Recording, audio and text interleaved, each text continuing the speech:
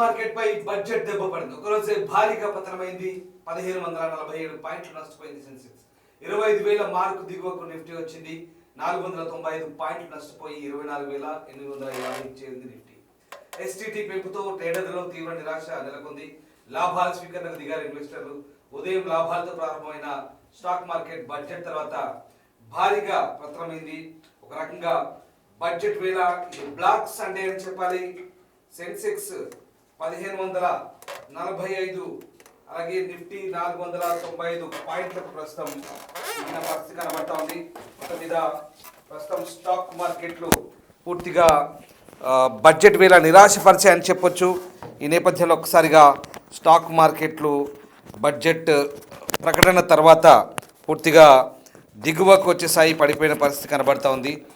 STT పెంపుతో ట్రేడర్లో తీవ్ర నిరాశ అయితే కనబడింది. దీని ప్రభావం ఒకసారిగా స్టాక్ మార్కెట్లపై పడినట్టుగానే మనకు అర్థమవుతుంది.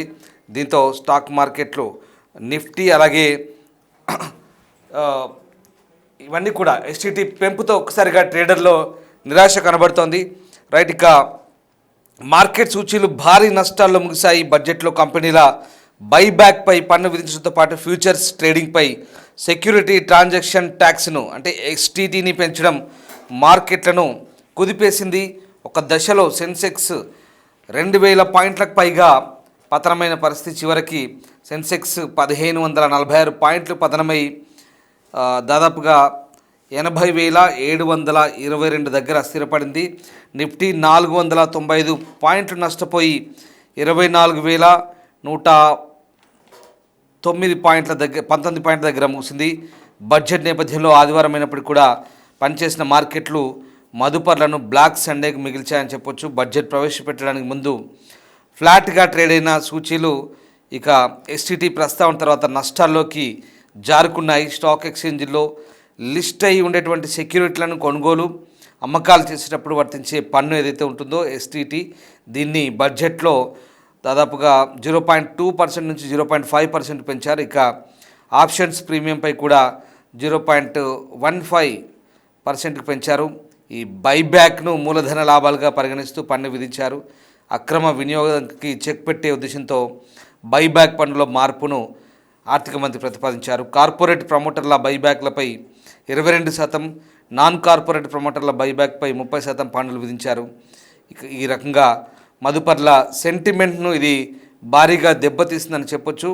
మరోవైపు సెక్యూరిటీస్ ట్రాన్సాక్షన్స్ ట్యాక్స్ను పెంచుతున్నట్లు ప్రకటించడంతో బ్రోకరేజ్ కంపెనీల షేర్లు అమ్మకాల ఒత్తిడిని ఎదుర్కొన్నాయి. ప్రస్తుతం ఉన్న ట్యాక్స్ను 0.5%కి పెంచుతున్నట్లు మంత్రి ప్రకటించడంతో దాదాపుగా ఆయా కంపెనీల షేర్లు ఒక్కసారిగా 18% వరకు కూడా పతనమైనట్టుగా తెలుస్తుంది. బీఎస్సీలో మల్టీ కమోడిటీ ఎక్స్చేంజ్ ఎంసీఎక్స్ షేర్లు 18.8% పతనమై దాదాపు 2,066 దగ్గర చేరింది. అలాగే గ్రో మాతృ సంస్థ బిలియన్ బ్రెయిన్ గ్యారేజ్ వెంచర్స్పై కూడా షేర్లు 13% పతనమయ్యాయి.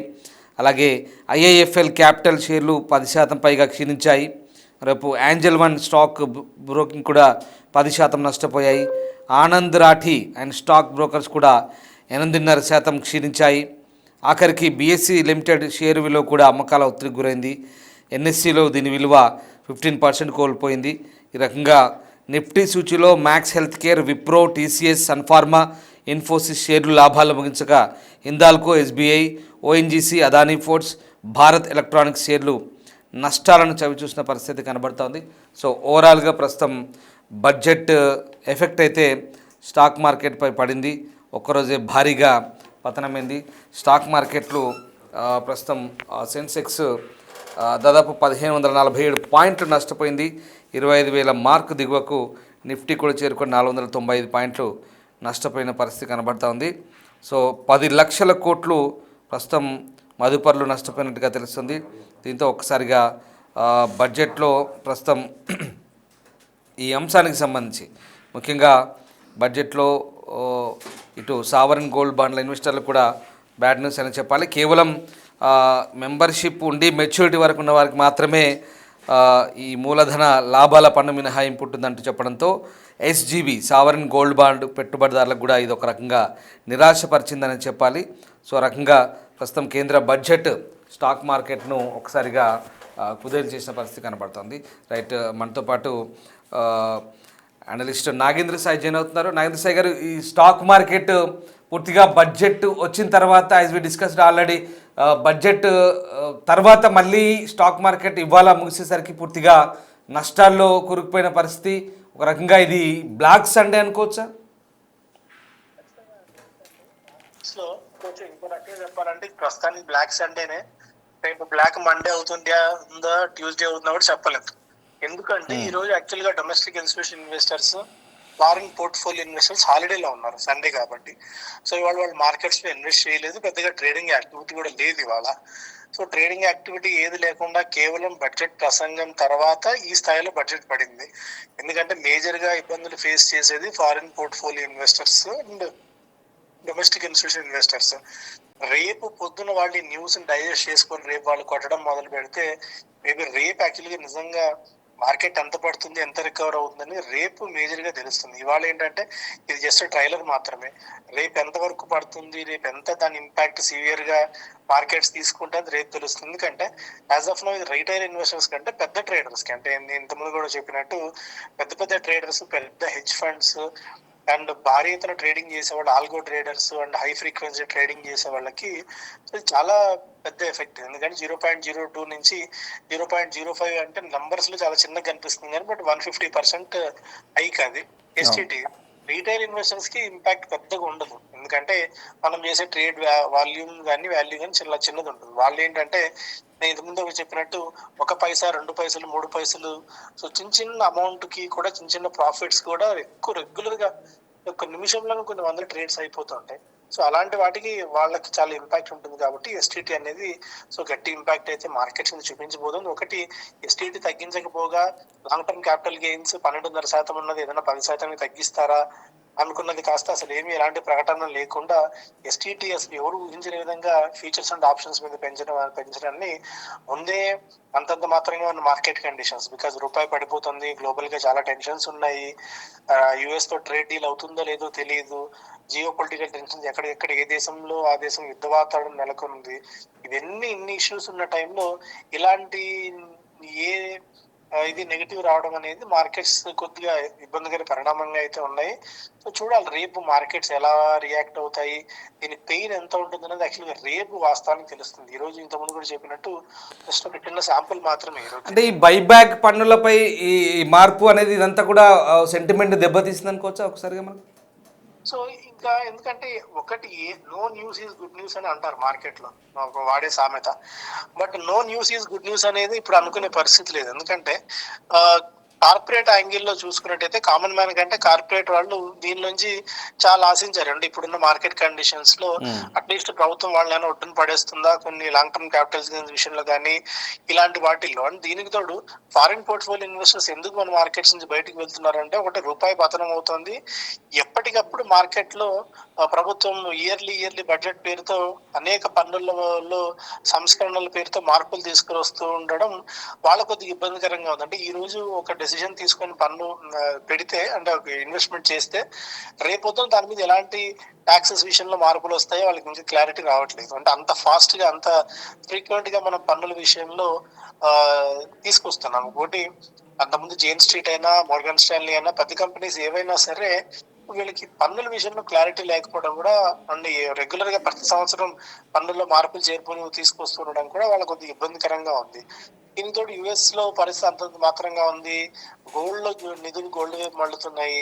సో ఇవన్నిటి నేపథ్యంలో మార్కెట్స్ కి ఇవేవి అంత పెద్దగా రుచించిన దాఖలాలు అయితే కనిపించలేదు. సో అందువల్ల గట్టి సెల్లింగ్ ఇవాళ కనిపించింది మార్కెట్స్ లో. అండ్ ఆఫ్ కోర్స్ ఇక్కడ ఇవాళ హెల్త్ కేర్ బాగా బలపడ్డట్టుగా తెలుస్తుంది. At the same time metals అయితే పడిపోయాయి. హెల్త్ కేర్కు కారణం ఏంటి? మనకి ఇప్పుడు క్యాన్సర్లకి ఆ మందుల ధరలు తగ్గించడం ఇవన్నీ కూడా కారణం అనుకోవచ్చా హెల్త్ కేర్కి సంబంధించినటువంటి షేర్స్ ప్రాఫిట్లో రావడానికి? అంతేనండి, హెల్త్ కేర్ కి కొద్ది గొప్ప ఊరటనిచ్చే అంశం ఇది ఈ రోజు ఏదో ఉంది అంటే, హెల్త్ కేర్ కి బడ్జెట్ కేటాయింపులు కొద్దిగా పెంచడము అండ్ విదేశాల నుంచి దిగుమతి చేసుకునే మందుల మీద, అంటే సీరియస్ ఇష్యూస్, హెల్త్ ఇష్యూస్ ఉన్న డ్రగ్స్ మీద 17 డ్రగ్స్ మీద డ్యూటీస్ తగ్గించడం కూడా కొద్ది గొప్ప, అంటే ఫోకస్ హెల్త్ కేర్ వైపు మీద స్ట్రాంగ్ గా ఉంది అని కూడా ఒక సంకేతం. అండ్ ఈసారి బడ్జెట్ లో ఏంటంటే ఏ సెక్టార్ కి ఎంత కేటాయింపులు అనేది స్పెసిఫిక్ గా మనకు క్లారిటీ రాలేదు. అంటే ఆ బడ్జెట్ ప్రసంగం సాగుతున్నంత సేపు. సో అది కూడా మార్కెట్స్ పడడానికి కారణం 12 లక్షల కోట్ల రూపాయల మేర క్యాపిటల్ అవుట్లే ఉంటుంది అని చెప్పారు. బట్ అంటే ఇప్పుడున్న కండిషన్స్ లో అంతకు మించి వాళ్ళు చేయలేని సిచ్యువేషన్ కూడా ఉంది కాబట్టి సో సంభవ్ మేజర్ గా మార్కెట్స్ కి ఏంటి అంటే ఒకటి ఇంతకుముందు చెప్పుకున్నట్టు ఎస్టీటీ ఒకటి గట్టి దెబ్బ అయితే కొట్టింది. అండ్ కార్పొరేట్స్ విషయంలో పెద్దగా క్లారిటీ ఏది లేకపోవడం, అంటే ఏ సెక్టార్ కి ఎంతవరకు పన్నులు అనే దాని మీద క్లారిటీ లేకపోవడము, ఇవన్నీ కూడా కొద్దిగా మార్కెట్స్ అంటే ముందే మార్కెట్స్ లాస్ట్ 2-3 డేస్ నుంచి ఫారిన్ పోర్ట్ఫోలియో ఇన్వెస్టర్స్ దాదాపు $23 బిలియన్ మేర మన మార్కెట్స్ నుంచి నిధులు ఉపసంహరించుకున్నారు. 2025 లో దాదాపు $19 బిలియన్ సెల్ చేస్తే 2026 స్టార్టింగ్ లోనే ఇప్పటివరకు $4 బిలియన్ వరకు మార్కెట్స్ నుంచి డబ్బులు వెనక్కి తీసుకున్నారు బికాస్ ఆఫ్ వేరియస్ రీజన్స్. ఇప్పుడు ముందే ఆ సెల్లింగ్ బోర్డ్ లో ఉన్న వాళ్ళకి ఇది యాడింగ్ ఫ్యూయల్ టు ఫైర్ అన్నట్టు, సో కొద్దిగా ఫ్యూయల్ కూడా యాడ్ చేసింది బడ్జెట్. అది కూడా దానివల్ల కూడా సెల్లింగ్ ఎంత ఇంటెన్సిఫై కావడానికి కారణమైంది. అటు మెటల్ ప్యాక్ లో కూడా ప్రపంచవ్యాప్తంగా అటు యుఎస్ లో కొత్త ఫెడ్ చీఫ్ ని జెరోమ్ పవెల్ గారిని పక్కన పెట్టి కొత్త ఫెడ్ చీఫ్ ని తీసుకురావాలి అని డొనాల్డ్ ట్రంప్ గారు చేసిన ప్రకటన, ఆయన మార్కెట్స్ ఆయన గోల్డ్ ని ప్లస్ మిగిలిన మెటల్ ప్యాక్ ని పక్కన పెట్టి వాళ్ళ ఎకానమీని డాలర్ ని స్ట్రెంథన్ చేసే మూడ్ లో ఆయన ఉన్నారు కాబట్టి సో మళ్ళీ డాలర్ బలపడితే గోల్డ్ సిల్వర్ పరోక్షంగా బలహీనపడతాయి అన్న ఉద్దేశంతో మెటల్ మార్కెట్ లో కూడా ఈ స్థాయిలో సెల్లింగ్ వచ్చింది. దాని క్యాస్కేడింగ్ ఎఫెక్ట్ మెటల్ ప్యాక్ లో మనకు ఉన్న స్టాక్స్ అన్ని కూడా సో ఇవాళ గట్టి సెల్లింగ్ అయితే చూసాం. అంటే ఈవెన్ హిందుస్థాన్ జింక్ కానీ నాల్కో కానీ సో ఇలాంటి స్టాక్స్ అన్ని కూడా ఈరోజు ప్రధానంగా పతనం అవడానికి కారణం. అటువైపు ఎంసీఎక్స్ మార్కెట్ లో కూడా మనం చూస్తే గోల్డ్ అండ్ సిల్వర్, గోల్డ్ దాదాపు 5% మేర, సిల్వర్ దాదాపు 9-9.5% వరకు క్రాక్ అవ్వడం కూడా ఈరోజు one of the factor. Right.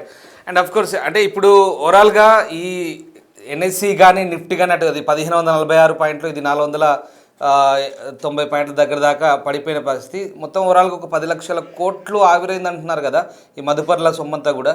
ఇదంతా కూడా మళ్ళీ రేపటికి ఏమన్నా రికవర్ కావచ్చా? రేపు ఎల్లుండికి స్టాక్ మార్కెట్ పరిస్థితి ఎట్లుంటాయి? యాక్చువల్గా ఇది మార్కెట్ క్యాప్ అంటాము. మార్కెట్ క్యాప్ లో 10 లక్షల కోట్ల రూపాయల వరకు డిఫరెన్స్ కనిపిస్తుంది. ఇది నోషనల్ లాస్ కానీ చూడాలి, ఎందుకంటే ప్రాఫిట్ కానీ లాస్ కానీ అది బుక్ చేసుకున్నప్పుడు మాత్రమే అంత డబ్బులు వైప్అవుట్ అయిపోయాయని.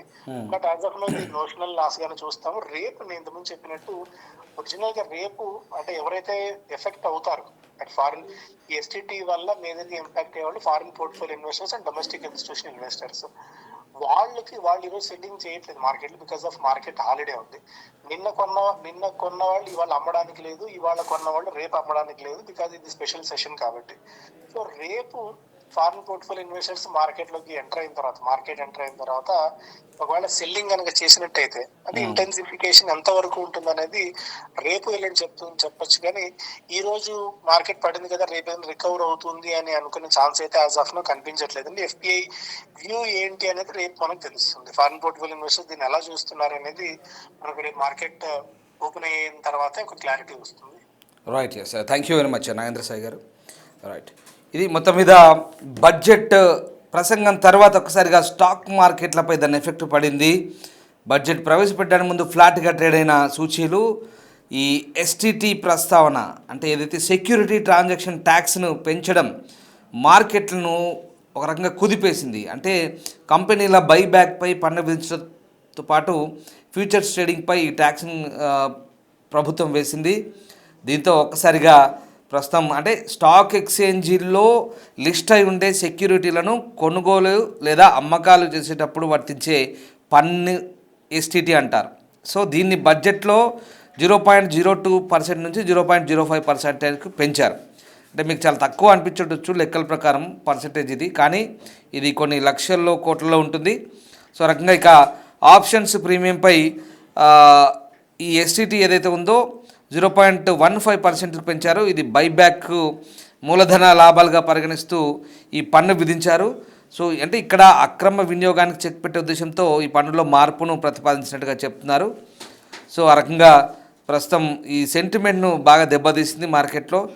ఈ రకంగా ప్రస్తుతం అయితే కంపెనీల షేర్లు ఒక రకంగా పతనమయ్యాయని చెప్పొచ్చు. ఇక బీఎస్సీలో అంటే బొంబాయి స్టాక్ ఎక్స్చేంజ్లో మల్టీ కమోడిటీ ఎక్స్చేంజ్ ఏదైతే ఉందో ఎంసీఎక్స్ షేర్లు 18% పతనమయ్యాయి, ఇది హైయెస్ట్. దీంతో అటు చాలా వరకు కూడా ఐఐఎఫ్ఎల్ క్యాపిటల్స్ కావచ్చు, గ్రోమాతృ కావచ్చు, అలాగే యాంజల్ వన్ స్టాక్ కావచ్చు, ఇవన్నీ కూడా 10% అబోనే లాస్ అయ్యాయి. చాలా వరకు కూడా ఇటు బీఎస్సీ లిమిటెడ్ షేర్ విలువ కూడా అమ్మకాల ఒత్తిడి ఎదుర్కొంది. సో ఆ రకంగా చాలా వరకు కోల్పోయాయి.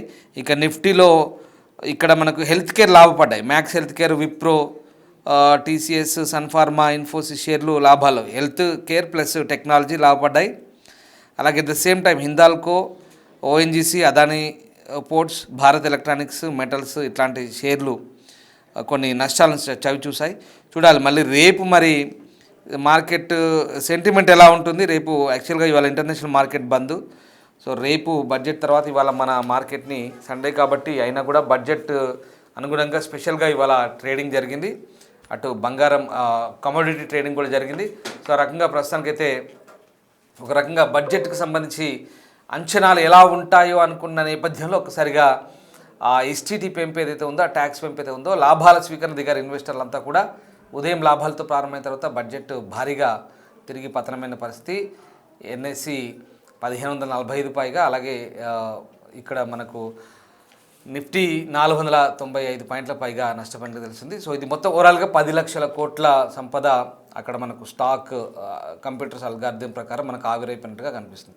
రేపటికల్లా మళ్ళీ ఎట్లా ఉంటుందనేది చూడాల్సిందే. సో రేపు ఎల్లుండి కాస్త కుదుటపడే అవకాశాలు అయితే కల్పిస్తాయి. మళ్ళీ మార్కెట్లు ఊపందుకొని ఖచ్చితంగా ఒక రకంగా ర్యాలీ పెరగొచ్చు.